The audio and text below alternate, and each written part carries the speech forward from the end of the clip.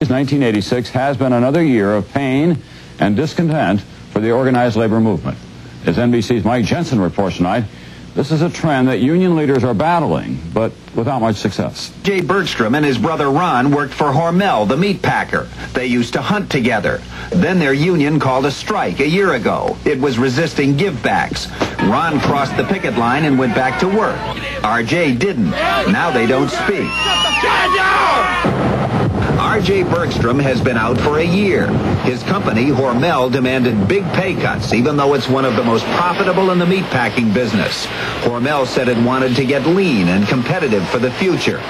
The resulting strike set off a fierce civil war in Bergstrom's union. It split apart.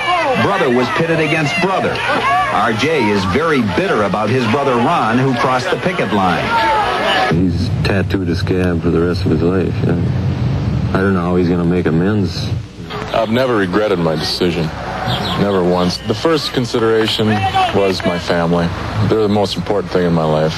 The unions are trying to make membership more attractive. The AFL-CIO recently announced a credit card for its members with a very low interest rate, 13.5%. It's also considering free legal services, insurance, and a health care program.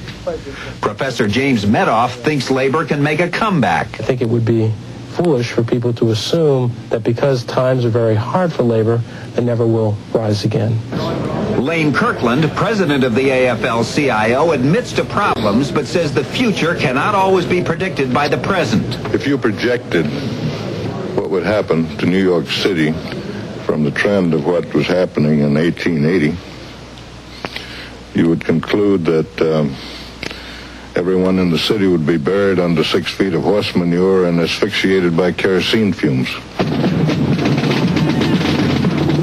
Nevertheless, this is a bad time for organized labor. This parade took place last year on New York's Fifth Avenue on Labor Day. It's traditional. This year, the unions didn't even have a parade. No interest and little to celebrate.